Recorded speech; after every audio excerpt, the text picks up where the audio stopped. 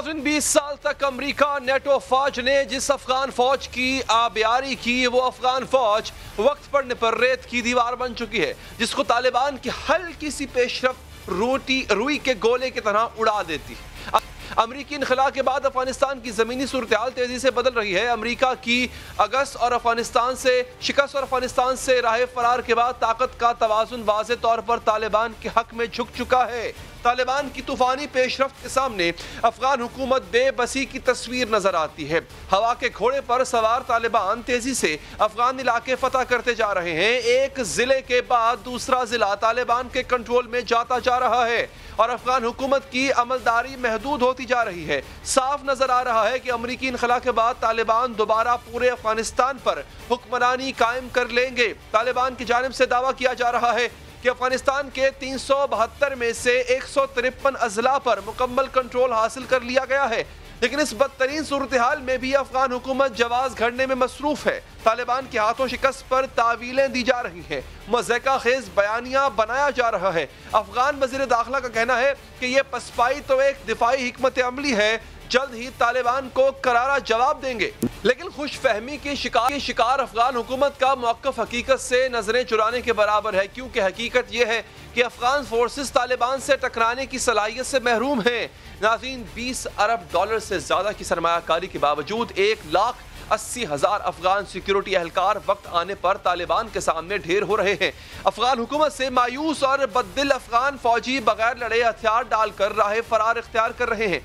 सूबा बदखशा में तालिबान के साथ होने वाली ताज़ा झड़पों में 1,000 से ज़्यादा अफगान सिक्योरिटी एहलकारों के ताजिकिस्तान फरार ने अफगान हुकूमत के मुस्तकबिल पर सवालिया निशान लगा दिया है। यही नहीं, तालिबान की मुसलसल फतूहात के सामने अफगान सिक्योरिटी एहलकारों के हथियार डालने की वीडियोस भी सामने आ चुकी हैं।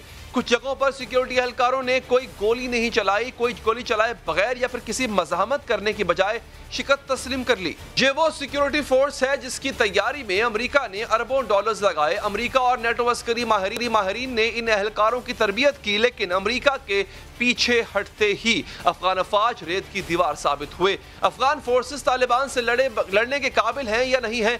हकीकत यह है कि खरबों डॉलर्स और हजारों जिंदगियां गंवाने के बाद अमरीका जैसी ताकत खुद भी कहने पर मजबूर है कि अफगान जंग को ताकत के जरिए नहीं जीता जा सकता।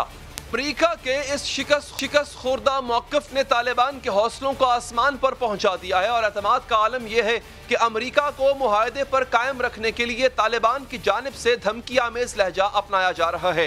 2 दिन कबल पेंटागन के तर्जुमान ने बयान जारी किया था कि अमरीकी अफवाज का इनखला अगस्त के आखिर तक मुकम्मल हो जाएगा, लेकिन इनखला के बाद भी अमरीकी फौज की मुख्तसर तादाद वहाँ रहेगी।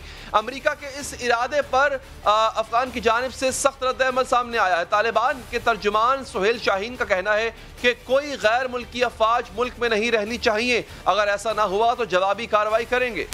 जैसे जैसे अफगानिस्तान से अमरीकी दौर का खात्मा हो रहा है, तालिबान के हौसले बुलंद होते जा रहे हैं। पूरे मुल्क में पेशकदमी की रफ्तार तेजी से तेज तरीन होती जा रही है और तालिबान की हालिया पेशकदमी की सबसे अहम बात अफगानिस्तान के शिमाली इलाकों में तालिबान की फतूहात हैं, क्योंकि अफगानिस्तान के शिमाल मशरकी इलाकों में तालिबान के लिए कभी हिमायत नहीं रही और सूरत हाल यह है कि इस वक्त तालिबान अफगानिस्तान के 1/3 से भी ज़्यादा इलाके पर कंट्रोल हासिल कर चुके हैं। वैसे तो रवां बरस मार्च से ये तालिबान की पेशकदमी में तेज़ी थी, लेकिन 2 रोज़ कबल अमरीकी अफवाज की जानिब से बकराम एयरबेस खाली करने के बाद तालिबान की रफ्तार में तूफानी इजाफा हुआ है। अफगान फोर्सेस की मोराल ज़मीन पर आ गिरा है।